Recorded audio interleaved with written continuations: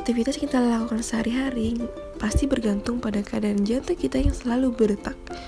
Udah pada tahu belum nih, apa sih jantung itu? Jantung itu sendiri adalah organ dalam sistem peredaran darah kita yang punya fungsi untuk memompa darah ke seluruh tubuh. Darah akan membawa nutrisi, oksigen untuk seluruh tubuh kita. Yuk kita lihat bagian-bagian jantung. Yang pertama ada aorta. Aorta ini adalah pembuluh darah arteri paling besar yang ada di tubuh kita. Di bawah aorta ada arteri pulmonalis. Nah, biasanya vena ini kan identik dengan darah kotor, sedangkan arteri identik dengan darah bersih. Tapi untuk arteri pulmonalis dan vena pulmonalis beda nih. Kalau arteri pulmonalis itu membawa darah dari jantung ke paru-paru, sehingga darahnya banyak mengandung karbon dioksida. Di bawahnya lagi ada atrium kiri atau serambi kiri. Fungsinya ini adalah untuk menerima darah dari paru-paru. Lalu di sini ada pembatas antara atrium kiri dan ventrikel kiri yang disebut dengan katup mitral. Kita lanjut ke bagian jantung yang kerjanya paling berat, yaitu ventrikel kiri atau bilik kiri. Fungsi bilik kiri ini adalah memompa darah ke seluruh tubuh. Sekarang kita akan ke bagian kanan jantung.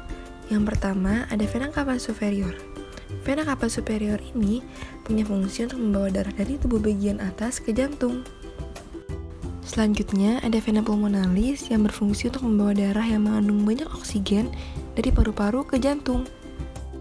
Nah, di bawahnya ada atrium kanan atau serambi kanan yang berperan untuk menerima darah dari seluruh tubuh. Ada juga nih pembatas antara serambi kanan dan bilik kanan yang disebut dengan katup trikuspid. Di bawahnya lagi ada bagian jantung yang berfungsi untuk memompa darah dari jantung ke paru-paru, yaitu ventrikel kanan atau bilik kanan. Yang terakhir ada vena cava inferior. Vena cava inferior ini merupakan vena terbesar di tubuh kita, yang memiliki fungsi untuk membawa darah dari seluruh tubuh bagian bawah ke jantung. Kita bahas sedikit yuk, apa aja sistem peredaran darah yang ada di tubuh kita. Nah, di sini yang pertama ada sistem peredaran darah kecil, dimulai dari bilik kanan yang memompa darah ke paru-paru melalui arteri pulmonalis, lalu dari paru-paru akan dikirimkan lagi ke jantung melalui vena pulmonalis dan diterima serambi kiri. Yang kedua ada sistem peredaran darah besar, dimulai dari bilik kiri yang akan memompa darah ke seluruh tubuh melalui aorta dan arteri-arteri lainnya, dan dari seluruh tubuh akan balik lagi ke jantung dan diterima oleh serambi kanan. Sekarang kita lihat yuk, ada apa aja komponen darah. Nah, di sini ada eritrosit, leukosit, plasma darah, dan platelet.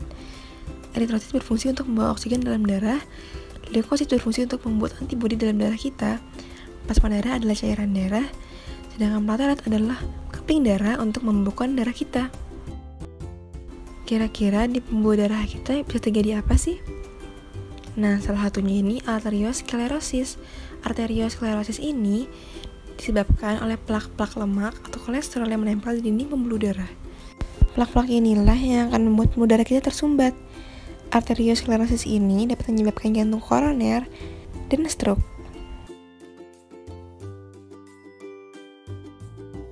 Sekarang kita udah tahu nih seputar jantung kita. Kalau gitu, yuk jaga jantung kita dengan makan makanan yang bergizi, olahraga rutin, tidur yang cukup, dan medical check up.